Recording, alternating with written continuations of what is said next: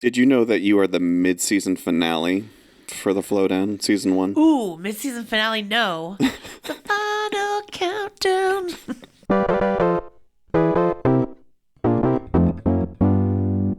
Hello, everybody. Welcome to episode 3 of the Flowdown. This is a podcast featuring conversations with Three Rivers students, faculty, and staff. My name is Andrew Marvin. I teach English at Three Rivers, and my guest today is none other than Alycia Ziegler.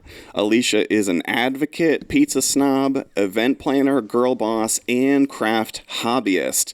Alycia, thank you so much for being here. Thank you for having me, Professor Marvin. You're or very Andrew. welcome. How do you want people to, like, I would call you Andrew, but if students are listening, it should be Professor Marvin, right? Right. I feel like you do a great job of threading that needle, because in the hallway, I know you use the professor, Yes. but in your emails, we've gotten to a point where it's on a first name basis. Yes. So I think you're correct Okay. in your use cases. Awesome. Yes. So I'm going to probably interchange them then, Okay. depending on the topic. Yeah, depending on the topic. I think that sounds good. Do you teach classes here? Have you taught do. classes? Okay. I adjunct math, of all things. So it used to be 095I, but now it's 0988. So the reason I really like adjuncting that course specifically is because it's not only is it foundational, but it also really weaves in a lot of real world examples into the course. So it gives students an opportunity that don't like math or hate math or math is not for me, the option to see how it actually applies to their real life. And they don't believe me at first, but I've had some really good successes. And actually last semester in May, I had my first student in one of my classes graduate. It was pretty incredible. Congratulations. That's wonderful. Thank you. That sounds like the math class for me Yes. in terms of real world applications. Yes. And it's always very fulfilling, obviously, to see a student that you had graduate. Yeah. It was everybody kind of talked about how that feeling was for them. But it was kind of like I did something. Like this student is walking across the stage because I played a part in their academic journey. And that's really something special. Mm-hmm. And I was glad I got to experience that. Yeah, absolutely. I feel like it's sort of, not to toot our own horns as instructors, but, I'm happy to sort of, for it to kind of be like a unspoken good work. Like, in other words, to put it in a real concrete situation, is that a student that after the ceremony you took pictures with and stuff, or was it just sort of like a quiet internal for yourself, that was one of my people? She actually caught me in the hallway because I'm, commencement day, I'm running around like a crazy person. So she actually caught me on her way in the hallway, and she thanked me and gave me a big hug. We both cried. But when she walked across the stage, it was kind of like that solitude moment for me. Yeah, that's wonderful. Yeah. That's great. I think about that relationship between teacher and student a lot. It's nice when those certain students really stick with you and you maintain a relationship long term, even beyond graduation. No, absolutely. And you also don't recognize the ripple effect that we have when it comes to our work in the classroom and even outside of the classroom. These students may be with us for just this short amount of time, but those connections that they make help shape what they're doing when they leave here. And maybe being kind to them and giving them a break on an assignment helps to remind them when they have an employee who's struggling to, give that same opportunity. So I think it's creating this multiplied impact of kindness, compassion, camaraderie, collegiality. And some of these students, a lot of faculty don't even realize the impact they do have. And I hear it upstairs in the F wing, and I'll use you for an example because you're here. My students rave about you, students who have had you, students will always say, oh, you need to take an English class, Professor Marvin. Absolutely. And that stuff really matters to other students. Students talk about you're a very fair grader, but you have expectations. So students know what they're getting into before they even walk into your classroom sometimes. So they're there because they want to be there and then because they want to be with you in that moment and in that coursework. I appreciate you saying that. It's something that I do think about even when you have a great class, nobody except for the students are there, and so it's not, you're going up for promotion or, it's like nobody sees the brilliant class that I just taught about Shakespeare. But the students, I think, do notice, and they do talk about that sort of thing, because I think the instructor makes a big difference in their classroom experiences. Absolutely. How the instructor teaches, how the student learns, because everybody is not for everybody. And just because a student doesn't do well in your class, it doesn't necessarily mean you're not doing your level best as an instructor, as a professor, right? It's maybe that students' learning needs don't meet how you teach or how you lecture. So students also take that into consideration. It's like, well, I'm a process by example student. Okay, well then taking a class with Kelly Mulkentine might be great for you because she does a lot of that in math. Or I'm somebody who's just an auditory learner. So having somebody who just lectures would work for that student. And they have those conversations, which I think is incredible. And it also shows how much this community knows about each other, that they're having those conversations. Yeah. I feel like we've gotten really profound really quickly. So thank you for that. I think it takes a lot of pressure off of us to be life changers for every single student that we encounter. And the other thing that you acknowledge is that different instructors do serve different individuals and do bring different things to the classroom. Also, you want to make sure that you're having, we also want to look at the success of our students, right? Our goal is to get them to graduation. And how we do that is to make sure that they pass their classes, that they feel like they belong on campus, to do the extracurricular stuff that I heavily participate in. But if we're having students in our classes that we don't meet their learning needs, what is that doing for them? It's creating, barriers for them to graduate. It's, in making a lot of folks feel disheartened or discouraged. So we want to have those conversations, but we also talk about, you're going to get to a point where there's only going to be one professor. So you also do have to be adaptable in your learning abilities. You might have to take extra notes. You might need to sit in the front row, because we know what happens when you sit in the back row sometimes. I'm talking to you back row kids. You got to maybe ask to record the class. You need to also understand how you're set up and how you learn. I'm not a back of the classroom student. I get way too distracted too easily by what everybody else is doing. I'm a front row student. And I think that is so incredibly important for people to understand. While yes, it is our professor and instructor's jobs to give us some material, it's also our responsibility as students to absorb that material and learn it in the way that we know how to do that for ourselves. Yes. And you can some students talk, but some students might just, be told, this one fits with your schedule. Take it without any consideration of who is at the front of the classroom, which is fine. But I think you can't control. You can try to express, your needs or what helps you to the instructor, but I think having ownership over those sort of metacognitive stuff about how you learn effectively, I'm not a back row person. Taking ownership of that stuff, I think, goes a long way. It does. But it's also, if you get distracted, silencing your cell phone, or, if technology is going to be too difficult for you, investing in understanding how to take good notes and notes that work for you. I have this one student, love him dearly. He comes to math class and his notebook is 3 inches tall by 3 inches wide. I'm like, how is that going to be effective for this math course? And he's doing all right. So I guess the 3 inch by 3 inch notebook works for him. But other students take, copious notes and have loose leaf binders. So you just need to figure out the tools that work for you so that you know what you need to show up to class with to get the job done. Absolutely. Not always, this is only episode 3, but I want to make sure that I remember to ask you to tell us about your path to Three Rivers, because I feel like I can't remember you not being here. How did you get to this moment? So I do live here. If you go upstairs, there's a cot under my desk with a pillow and a blanket. But how I got to Three Rivers, so I've had a lot of odd jobs. My student workers laugh at me because I always refer to the things that I've done before Three Rivers as my past lives. So I'm like, in a former life, I worked in radio. In a former life, I was a dog groomer. In a former life, I was a veterinary assistant. In a former life, I was a paint pro at Home Depot. So, my path here was really I wasn't ready for college post high school. I tried and I failed out my first time. I would rather hang out in the corner. I went to Middlesex Community College in New Jersey, which sometimes people can hear like the New York, New Jersey slur that I have going on. And there was this place, it was called The Corner, because it was this giant corner of the college that had couches and tables. And I used to hang out with a bunch of students and we played cards all day. That's not how you get an education, friends. So I dropped out because I was like I would rather just hang out with people. Well, that meant I needed to get a job.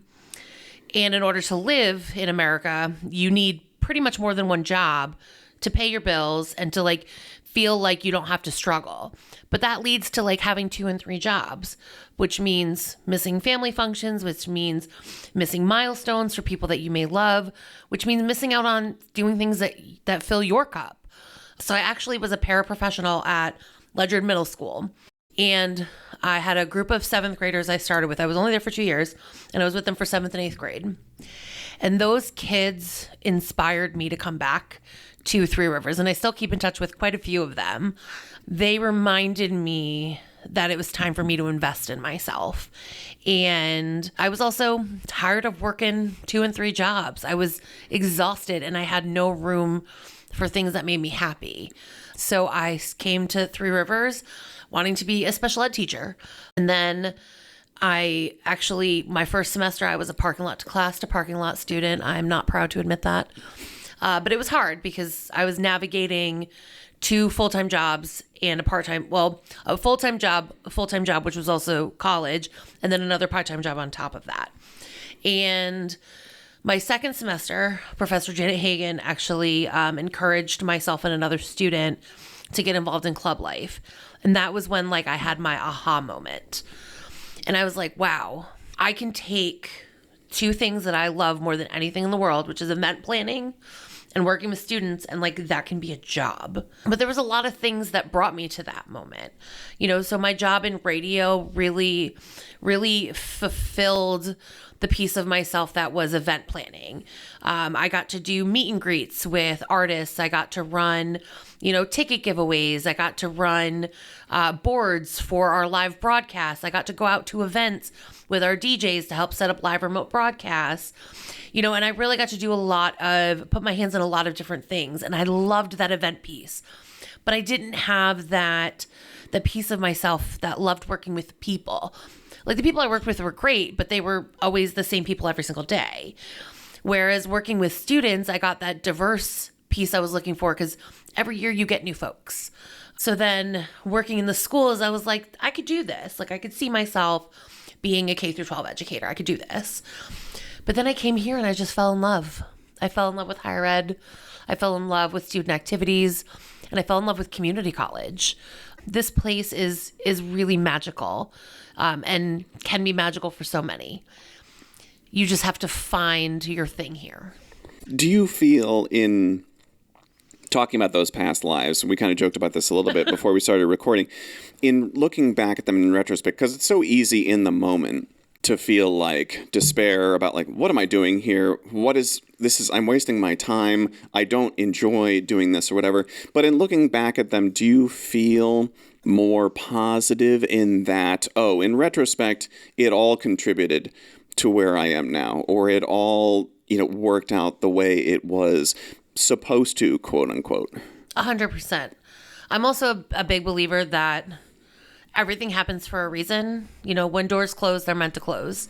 When doors open for you, try to walk through them if you can. Everything that I did in my life did lead me to this point, because I also learned a lot of things about myself. When I left high school, I was a C student. I loved art and theater and music, and that was the stuff that fueled me, and that really helped me through so many things in my very young adult life, because at 18 I was navigating some really uncomfortable family things. And then all of my jobs helped teach me things that I needed. So, working my job in radio really taught me about scheduling and understanding what that looked like, because I'd sometimes have to be in at 5 o'clock in the morning to do traffic. And sometimes I'd have to be at work at night to do remote broadcasts. So I needed to adjust my schedule, which also meant adjusting like my life schedule. So if I had a doctor's appointment or I had to run an errand, I had to make sure I knew when that was happening. Doing, my job as a paint pro, right, at Home Depot, that really taught me about working with people and helping people get to the thing that they needed. Because sometimes it would be somebody coming in wanting to color match something and making sure that that job was complete and they left with a product that they were happy with. Or helping a couple pick colors for their tiny humans nursery. You want to ensure that the product that you're putting out is good. Working with students helped to teach me about compassion and about kindness and about empathy. Not that those were things I didn't have, but younger humans need those things. Middle school, I always say it's a war zone. Those kids are hormonal. They're discovering themselves. So I give middle school teachers so much credit. Not that K through 12 is easy in any respect, but middle school, really kids are starting to figure out who they are. And it also taught me about understanding kids that come from different areas. I had some students that didn't understand what putting on deodorant was like, and having to have those uncomfortable conversations about hygiene, which I'm still not great at, but also kindness in how those students showed up for each other and showed up for me every day. I had a student once who knocked over my cup of coffee, which they were like, "Oh, you knocked over Miss Z's coffee. You're going to be in trouble. We know she loves her coffee." And I was just like, it's not a big deal. I can go make a new one. But the next day, him and his mom went out and got me a $5 gift card to replace that cup of coffee. How incredible is that? So, I think that by the time I came back here, I was ready. I was ready to be an A student, which some of my classes I still got B's, even though I tried really hard. But I put my best foot forward. I think that it comes down to your life prepares you for the next thing that you're going to do, or it should anyway. And I've taken lessons from all of those things. My life experience is shaping where I am today. Yeah, that's great. Thank you. So attended Three Rivers as a student, graduated from Three Rivers. How did you go from Three Rivers graduate to Three Rivers employee? So I had a really great mentor, Rhonda Spaziani. She was the director of student activities for a really long time. And when I was graduating Three Rivers, I was going to UConn. So she bartered to get me to stay on as a student worker. And then because I had graduated with my associates, they posted a 17-hour EA position. And I was able to get that job. And then when I graduated from UConn with my bachelor's, Rhonda was looking to transition to faculty. And because of that, I was asked to step in in an intern position with Rhonda's blessing and recommendation. And she really helped to kind of foster and nurture the person that I am today. Then just this past March, the search completed for my job, and I have it officially. Congratulations. So, thank you. So Rhonda played a really big part in that. She saw my love of student activities and my love of Three Rivers. And if it wasn't for her, I wouldn't be where I am right now. Thanks, Rhonda. Good work. Right? Thank you, Rhonda. So your current title is Director of Student Activities. Yes. I've been thinking about this recently in terms of kind of like what you were saying before about scheduling and time management, and thinking about, in my position, there's way more context switching than it would first appear, because you're teaching classes, but you're also preparing for classes, but you're also doing administrative stuff, responding to email, looking at students' performances, attending committee meetings. There's just a lot more than just teaching the classes. Why did I bring that up is the question. Because what I wanted to know is, in your role as Director of Student Activities, what is the people imagine English professor, they kind of have a sense of what that person does during the day, even though it might be more varied than we think. What does a day in the life of Alycia, Director of Student Activities, look like? I really am so happy you brought this question up. So many people barely are like, brought it up. We got there. We took a detour through the forest, but we're here now. So a lot of people sometimes look at my role and I really think that they think like I'm the balloon and popcorn lady, or like, oh, they just throw events. But my job is so much more than that. I'm providing leadership trainings for students. I'm helping students navigate sometimes really difficult things in their lives. There is not one single day in my office that is the same. Things come up all the time that just, sometimes we're able to go with the flow, or they create chaos. I'm very thankful and lucky. Huge shout out to my team, Brooklyn, Hiram, Sam Marine, Joel, Danny, and then Jordan, who I could not do anything without Jordan. That human is a godsend. They ensure that I'm able to do the things that I need to do. So they often take on the responsibility of like making sure our events are prepped and ready and sorting through all of the things to make sure we've hit that event checklist, while I'm more of the kind of bigger picture, helping to plan the event, but also making sure that, we've sent the email to facilities for the space, contacting IT for the IT support, getting a hold of Jess if we've got to figure out something with, parking spaces. But I also serve on a lot of committees. So sometimes my job weaves into my committee work. I oversee the DEI efforts. So sometimes it's not just planning events for students, it's also planning DEI events for students, faculty, and staff. Overseeing the student food pantry, which even though I oversee them is completely student run and student led. They tell me what they need and I just give it to them. But it could be a multitude of anything. It could be getting called into a meeting. It could be, sitting all day and doing like prep work with Jordan. But it could literally be anything. It could be answering emails. It could be, sitting with a student who's struggling with something. No one day is the same. Yeah. And you love it that way. I do. I love it that way. I try to be, as I'm sure we all do, we try to be intentional with our time, and especially at this point, late in the semester, I have a pretty good sense of, I've got class from this time to this time, from this hour to this hour. I'm going to grade as many papers as I can. From this hour to this hour, I have to, do this and that. To what degree do you have, I don't mean the word reactionary in a negative way, but to what degree do you know what to expect, I guess, coming in on a day? So it depends on where we are on the academic semester. So this is the point in the academic semester that I start to see my student leaders unraveling. And it's a lot of are you going to the tutoring center? Have you talked to your professors? What are your assignments looking like? And kind of working them through that rather than their student leader piece. So we have a saying up in student programs: you are a student before you are a student leader, and you are a person before you are a student.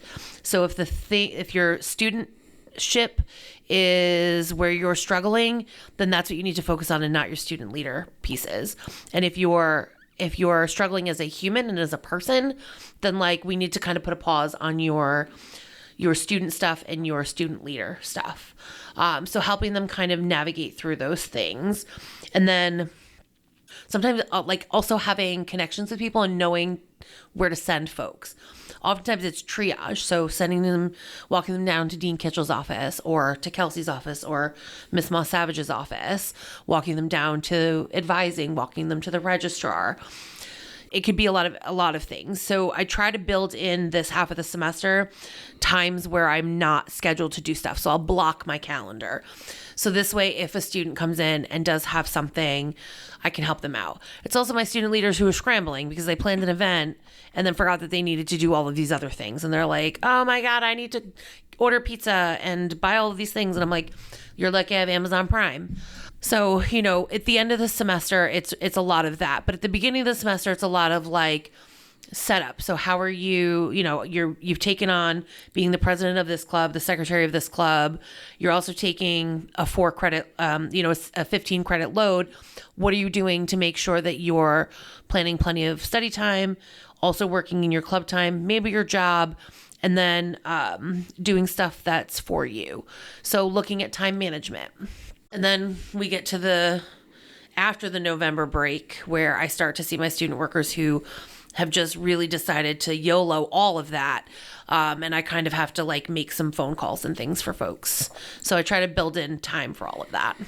That's great to hear that It's really comforting, I guess, to know that there are conversations about their identity and their humanity. And I love that prioritization of person first, then student leader.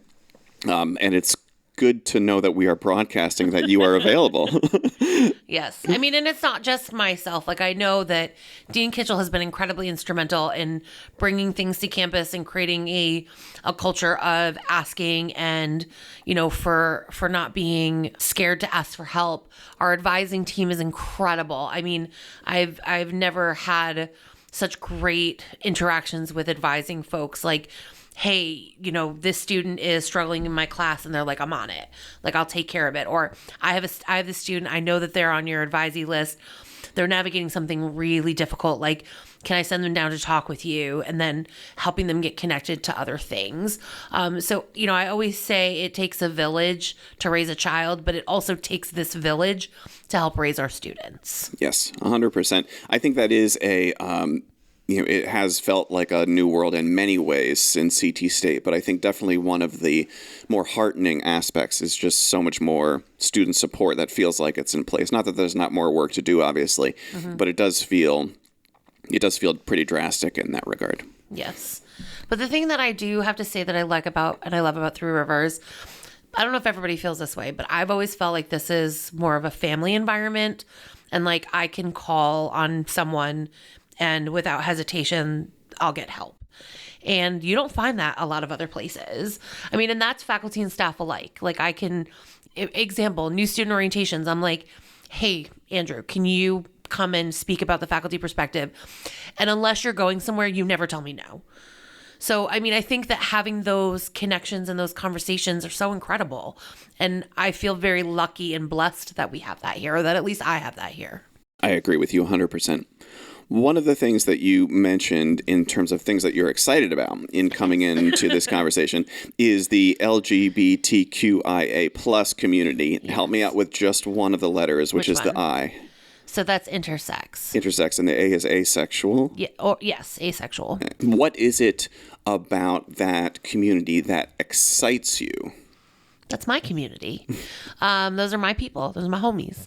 I always believe that representation is important. So I am very open about the fact that I am married to a wonderful woman, a beautiful woman who is just my entire world. And honestly, the love of my life. Her name is Amy. She actually used to work here, but she has since left us because she's mean and works for the Department of Transportation. Outrageous. I know, right? I was like, man, but she's thriving up there, which is also awesome. It's kind of bittersweet for me. I think that it's really important that students have a sense of belonging, right? So when a student who is a member of my community comes to campus, they know that this is a place and a space that they fit into, where they have people that are members of their community that walk amongst the halls, that are part of the staff, that are part of the teaching faculty. But I also want to be a point of contact for those folks. Like, if you're struggling with something or navigating something, like, come and find me. I will find a way to fix it. And if I don't know how to fix it, I definitely know a guy. So, like, for example, I had a student that needed a preferred name change, and we were able to work that out together, and it was done in less than 24 hours. So, I pride myself in being somebody who wants to show up for my community. I would hope my community would say, yes, she does show up for us. But I love my community because it is always such a beautiful blend of wonderful, beautiful humans. So that's why I get excited about it, because, we're here, we are queer, and that is what it is. I also do nonprofit work for my community. So I serve on the board for Out CT, which is a local LGBTQ plus serving organization. And, I enjoy the work. It is something that I find incredibly fulfilling, fun, and it's also, a way to give back. It's a way to give back to folks who came before me, like the folks who had to riot at Stonewall because we were tired of, being pariahs. The folks who have walked this earth and had to fight so that my wife and I could get married, right? That's what it's about for me. Amazing. I think everybody can hear just how major of a role advocacy plays in your life. Yeah. You also mentioned specifically, though, medical advocacy. Can you tell us a little bit about what that means? Yes. So in December of 2020 was a rough year for everyone. I also had a very rough 2020. So I was noticing some changes in my ability to live. I was really struggling to breathe. And at that point, I was a smoker. And I was also very overweight. So my doctor kept just saying, oh, it's pulmonary. And I was like, yeah, but like I'm on inhalers and nebulizers and like nothing's getting better. And my pulmonologist was like, I'm just not seeing it. And I got labeled as having COPD, which is like not a thing that you label 30-year-olds with. My pulmonologist was like, I just don't see it. Then in October, one of my best friends who is a nurse was like, Alycia, I'm telling you, this is cardiac. Like, this is classic cardiac symptoms. I was having some serious fluid retention. And finally I said to my doctor, I said, I'm demanding a referral to a cardiologist's office, to which they wouldn't even give me, and sent me to have an echocardiogram done and a chest x-ray. That happened on December 11th. It was a Friday. That next Monday, December 14th, I was booked with an appointment at a cardiologist's office where the cardiologist was like, yes, you're in active heart failure. We're going to put you on these meds, perform this procedure, and you're going to be fine. Great. Sounds good. Sounds awesome. I have no memories of that week. Well, I shouldn't say no, spotty memories from that week. Then we had a snow day on December 17th. The college was closed. And I was home and had been up all night with a racing heart. My wife was like, let's just go to the hospital. So we went to the hospital, thankfully. They admitted me right away. And we're actually, because I came to Bacchus, which was wild because I only lived 25 minutes from Hartford Hospital, but I drove the 35 minutes to Bacchus, probably because it was a comfort place for me. And the next day on December 18th, while I was waiting for transportation to Hartford, I suffered a cardiac arrest. So I was... for this trigger warning for folks, I was clinically dead for 26 minutes. So they had to bring me back to life. Sounds like a long time. Yeah. I don't remember any of it. And then I was in a coma for 3 weeks. And then because of that, I now have a pacemaker and defibrillator that was implanted, in my chest and will be with me for the rest of my life. So I have my own pack of EMTs in there, which is super awesome. But like that really taught me, it taught me a very valuable lesson. Like, you need to listen to your body and you need to advocate for yourself. And if you don't have doctors that aren't listening to you, you need to find new doctors. And I'm so thankful, and I'm going to plug the nursing program here. The nurse that was on duty that day behind the desk that was looking at the monitors was a Three Rivers nursing student. Wow. And she saw the warning signs because my heart rate went into torsades. So it looked literally like a streamer, my heart rhythm. And she saw it happening right away. And torsades is actually labeled as instant cardiac death. So the fact that I'm like here walking, talking, having really zero complications for the most part from my cardiac arrest, like I'm a walking medical miracle in a lot of ways. But thanks to that wonderful student, her name was Trisha. I have yet to get to meet her, but she saw the signs. She was already calling for a cart to my room. And if it hadn't been for her and her quick thinking and her training as a student or as a nurse, I don't know what would have happened to me. So we put out good nurses. So if you want to become a nurse, I highly recommend applying for the Three Rivers nursing program. Wow. I can't even imagine that. Yes. Period. Maybe you have sort of addressed this, but you must think about that experience constantly. All the time. It informs everything that I do. So like I'm on a boatload of meds now. So like for me, like staying out until 11, 12 o'clock at night, like is not the look, right? I need to go home and take my meds so that I have time to process things before I lay down at night. I have lots of doctor's appointments all the time. Shout out to a really awesome medical team right now, though. Hartford Healthcare. Thank you. I think about like what that's like for students, because I had for a while, I also had a PICC line with my heart issue. So I had to walk around with a backpack, and I was on 24/7 antibiotic or IV medicine. And that tube would get caught on all sorts of things. And it used to drive me crazy. And I'm like, God, this is like, so it made me keenly aware of folks who have to walk around every day navigating disabilities, and like making sure that's something I'm thinking about, not just with what I was experiencing, but what like other people are experiencing or might be experiencing. And just like how the world we live in is not set up for a lot of folks to navigate it, able-bodied or not. But yeah, it is. I mean, it's something my doctors have talked about possible disability. So, I mean, it is something that literally impacts every decision that I make, everything that I do. I can't walk through a metal detector anymore, or be wanded because it'll turn my device off. When I can't do long walks. It's difficult for me. Like, I have to take breaks. My stand time is not that great anymore. It's something I think about all the time. But it's also given me some perspective on like, I was like, I made it. Like, I made it. I have to, once I make it past year 5, I'll feel much better. But we call them our rebirths. So December 18th is my rebirthday. Wow. And I celebrate that every year by doing something. This year I will be celebrating it with my team, which I'm really excited about. But, it also has given me renewed sense of purpose. Like, this world is hard and life is hard and we're all navigating something. So like, being nice to people is free. Being kind to people is free. So like, that to me is what's so more important than anything else, is, not trying to be all things for all people, because that's, not healthy. But if I see somebody in the hallway who's looks sad, just being like, hey, everything okay? Or you look really nice today, or that's a cool tie. Because I just think it's important. Like, people need to know that like they matter, and that they're special, and that like people see them. Wow. Yeah. Thank you for sharing that with us. Thank you, Andrew. You're welcome. I'm trying to think about. Share it. I'm trying to think about follow-up questions, but there are no follow-up questions. I feel like you captured the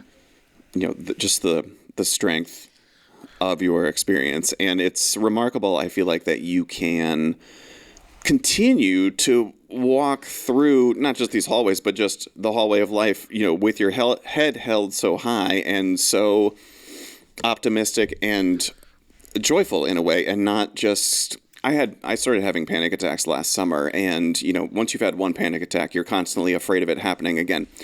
And, that's not a life-threatening thing, but to have died for 26 minutes, and then, I would just be trapped in the fear of it happening again. And it seems like you have, I'm not saying that you don't necessarily, but it seems like you've really found a way to persevere, which I think is just incredible, and I don't know what to say. So, therapy is great.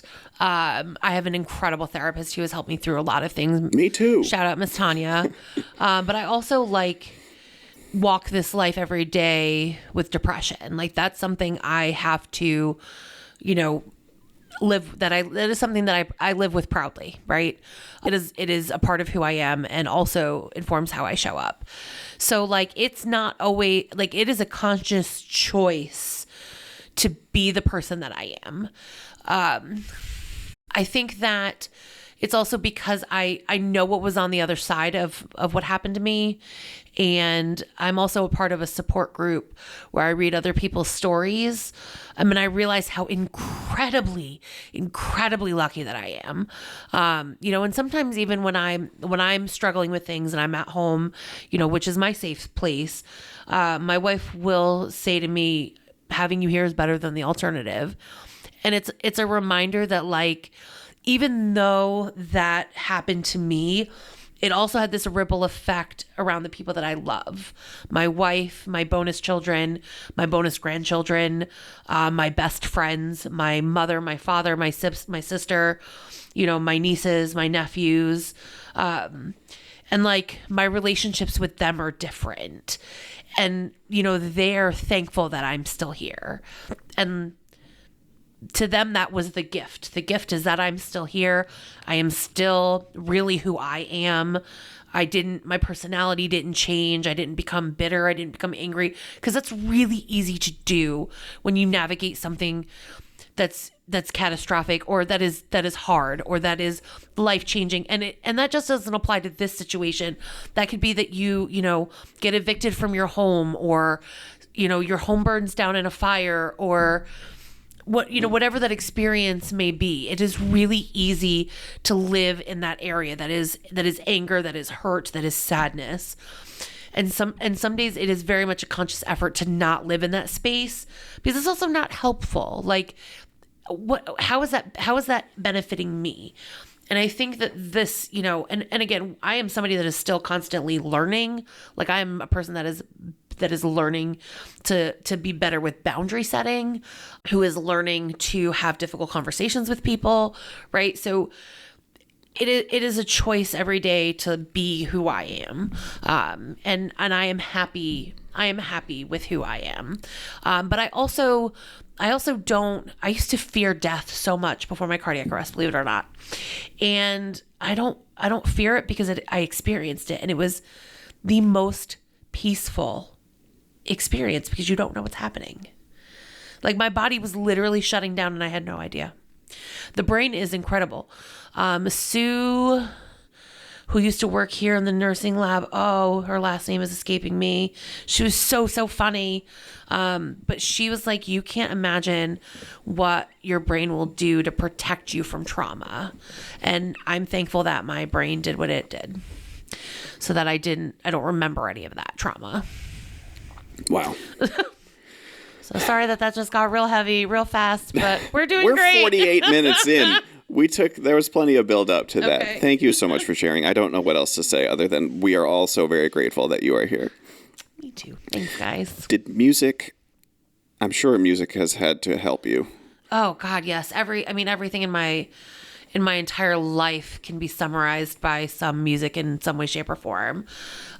So when I was in the hospital, they would tell Amy, like, to play her favorite songs, and I would remember like moments in, I guess, when I was in my coma, where like that music was impacting what was happening, which is wild.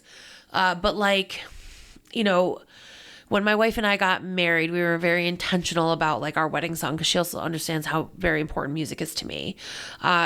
So we picked this James Blunt song, which was actually co-written by Ed Sheeran, who's one of my favorite artists. And it just talks about like, the pieces of the song literally described our life. Like, there was a moment where he was talking about having to have an uncomfortable conversation with his wife's father, and like awkward dinner conversation, but that's led us to where we are today. And like in my teenage years, I was really struggling understanding my sexuality and navigating that. So I listened to a lot of like Tegan and Sarah, a lot of Ani DeFranco, a lot of Indigo Girls. I lived that train. When I'm when I'm frustrated, I listen a lot to like Disturbed. They're also one of my favorites. David Drummond's voice is just incredible. I have a huge crush on Tom Morello. I just love him as a musician, as a person. And Rage Against the Machine is also one of my favorite groups. I listen to him a lot when I'm processing things and I'm thinking about things. When I am needing to just kind of vibe out and I just want to like be in the moment, I listen a lot to Florence and the Machine, Stevie Nicks, Fleetwood Mac. When I'm in my like, I want to jam out and listen to something that's going to give me good energy, I listen to a lot to like 90s hip hop and R&B.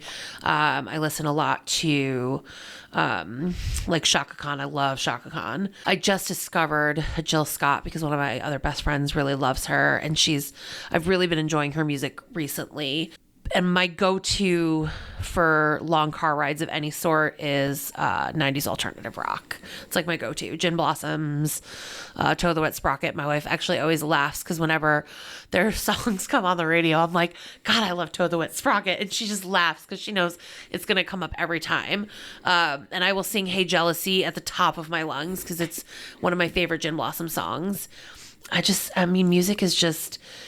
I think about my time in high school and like I was listening to Coolio and Dr. Dre and Wu-Tang Clan. I'm like, Wu-Tang forever. I remember when I was dating one of my boyfriends a long time ago, we started dating and one of our favorite things to do was to listen to Eminem together. And when I lost my grandmother, she was my person. I listened a lot to Ed Sheeran. I dove into his music real deep. Still can't listen to Supermarket Flowers to this day. It's too real for me. But I love what his song Barcelona is one of my favorites. It's like my dancing and happy song. But if I had to tell you my favorite song of all time, no pressure. I didn't ask that. No, I know, but I was just thinking, if somebody asked me my favorite song of all time, I honestly don't know if I could pick one. I don't think I could. I don't think I could pick one. I'm just like, what's my most liked song on Spotify, maybe? Yeah, or the one, whatever has the most plays. Right. In 2021, I had the idea to listen to one album that I'd never heard before every day. Yeah. So I did 365 albums in 2021, which was great in the sense that the thing about doing that is that most music, for me, perhaps being a pickier individual, for me, most music is fine. But the stuff that I really, connected with and still listen to and purchased and that kind of thing, I'm really glad that I found it. So I've been doing that again this year. Nice. And so we're almost done because we're halfway through November or whatever it is. And it's easier than you think because you can do other things while listening to music. And most albums are 45 minutes-ish. Yes. So I do recommend it as an experience, but I also wonder, to what degree are this year's playlist is really good. It's like 2.5 hours long of just songs that have stuck with me. Okay. So I'm going to actually ask you to share that with me if you feel so inclined. Oh, absolutely. I'm always interested in what other people listen to. Yeah. And I always feel one of the reasons I think you have clearly wide-ranging tastes, and I think I'm more inclined to stick with the things that I like. So being forced to, I have to hit play on something today, I think has been instructive. I suggest Amy Winehouse. Mm-hmm. She's also one I listen to her and Adele when I'm going through it. My wife will know because I'm playing Valerie on 30 decibels. But that's actually, it's not odd that you say that because they've done studies on music listeners, and typically by the age of 23, yep, you have discovered the music you want to listen to. So for me to keep discovering new artists and listening to new things is an anomaly. But I love to consume music. That is the thing that I consume more than anything else. Jordan loves her show tunes. We talk about that a lot too. But I consume music all the time. My Spotify Wrapped is always all over the place because I just it depends. I mean, I also love Foo Fighters. They just released a new song, Wheels. So good. So good. How do you sort of do that in terms of having the discipline, or maybe for you it's just a real desire that you want to click play on something that you've never heard of before? Do you have to be intentional about seeking out new stuff, or is it just something you sort of do automatically, that's your default? I think it's a combination of being intentional, but also my students. Every semester and every year I get a new group of students and I learn things about them. One of my students listens to Frank Sinatra. I love that for him. And he's 19. I love that he knows who Frank Sinatra is. But they bring things into my life. One of my former student workers, who just recently left, was really into Phoebe Bridgers. But like I started to listen to her music because of that. I was never into Taylor Swift. I was not a Swiftie. I'm still not a Swiftie. But I have started to listen to some of Taylor Swift stuff because of my student workers. So, I mean, it could be a combination of things. It's also wanting to sometimes feel something different. I really enjoy listening to lyrics of songs. And Dr. Barfield laughs because one of the songs that I always try to quote on things, and he won't let me do it, is Closing Time. Because it has such a great message, and like every new beginning is some other beginning's end. And I think that that's so poetic. And every time I try to use it, he's like, Alycia, he's like, we're not using that. But, you know, if you really dive into what some of these artists are saying and the things that they're singing about, like, it will resonate with you. Ed Sheeran just put out one of his acoustic albums recently. And there's a song, Curtains, that like, it hit me so hard in my feels that I wasn't expecting it. I like to connect with music in that way. And that's not for everyone. But I want to know the things that I want to hear the other things that people are going through. Because, you know, we think about celebrities and music artists but like, they're just people. They're people that go through some of the things that we do every day, but we get to listen to it on an album rather than have a conversation with a colleague. Yeah, it is. We've talked on past episodes about the value of literature in that regard, which I think it's true for film or television, but, you know, it reminds you that you're not alone because you're seeing other people's experiences and seeing yourself in other people's experience. And I think music works the same way. Absolutely. The second noun you used to introduce yourself was pizza snob. Yes. Advocate? And pizza snob. I was inspired by your examples. Oh, good, because that's why I wanted to talk about it. What do you mean when you describe yourself as a pizza snob? I'm very particular about my pizza. Like, the only correct answer is New York pizza. Do not come at me with Greek pizza. Do not come at me with deep dish. Do not come at me with any, like, New York pizza is the only correct answer. What defines New York pizza for those of us not native to the area? New York pizza is a round pizza that is thin crust, that is crispy on the bottom, not burnt, and has a blend of cheeses with a good marinara sauce. It has to be seasoned well. But like, if you come at me with, it's just, nope, not just mozzarella. It's got to have a blend.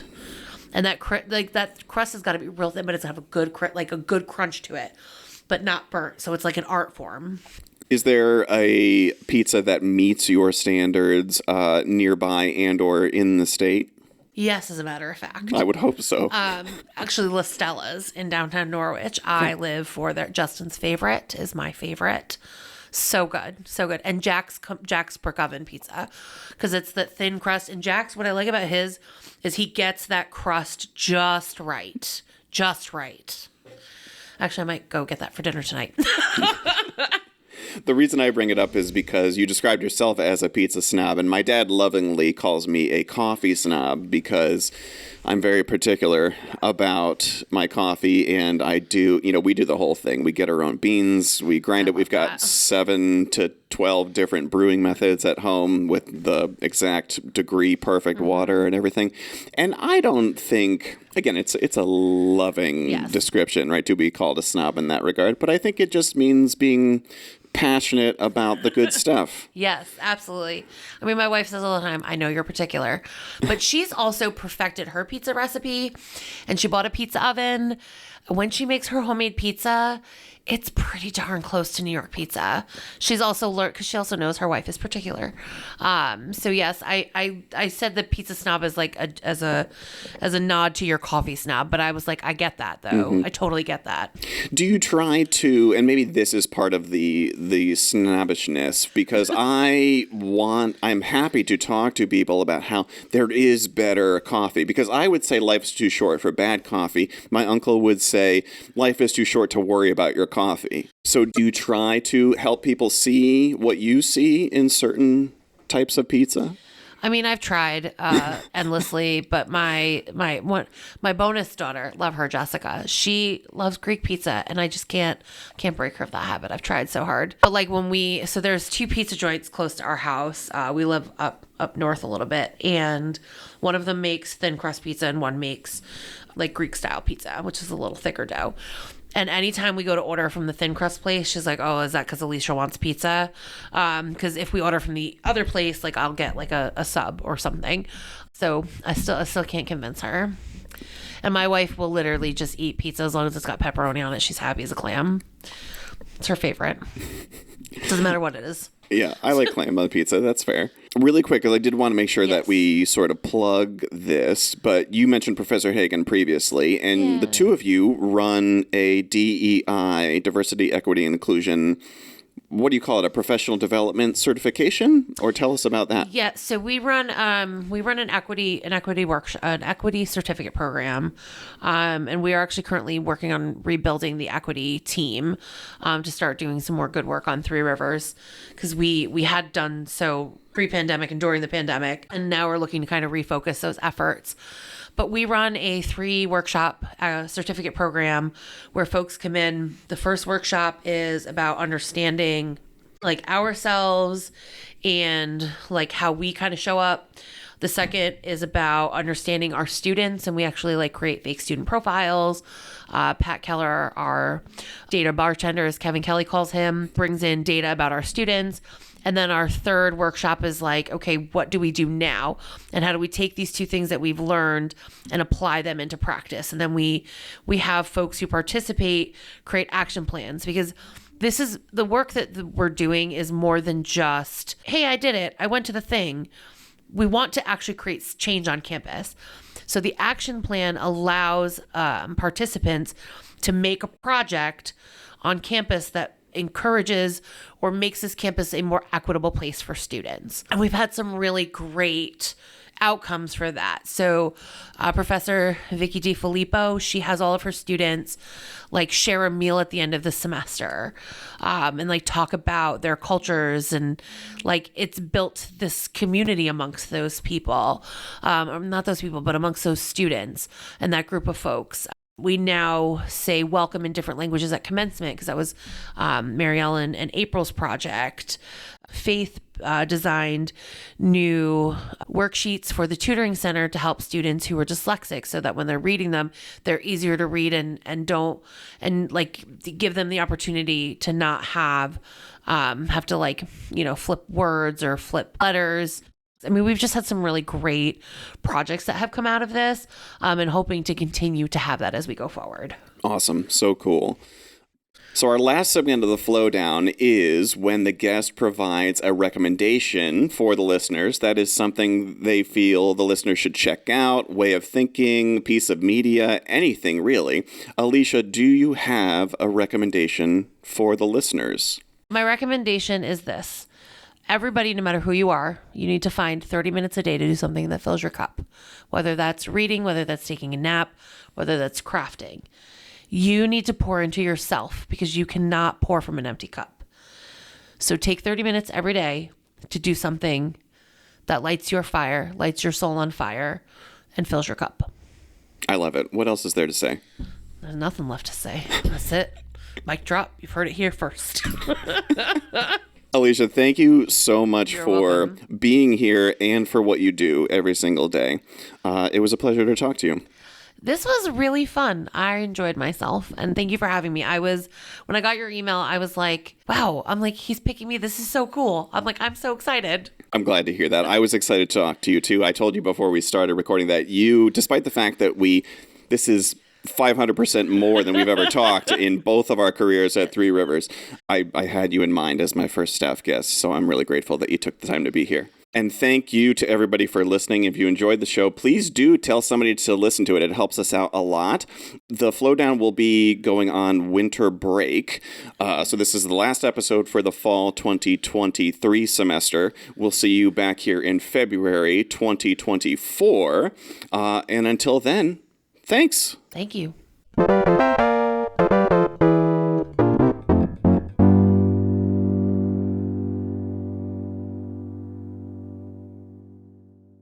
I always feel a little bit lesser than because I don't have many past lives. It was pretty much just lawnmower as a preteen and then karate instructor for like 2 decades before I became an English teacher. That's awesome. Yeah. I don't mean to nitpick, but I'm going to say maybe just... Getting closer. Yep. Okay. You can be as nitpicky as you need to be. All right. I'll cut all this out. Fabulous. Oh, we're recording right now? Oh, yeah. That's fabulous.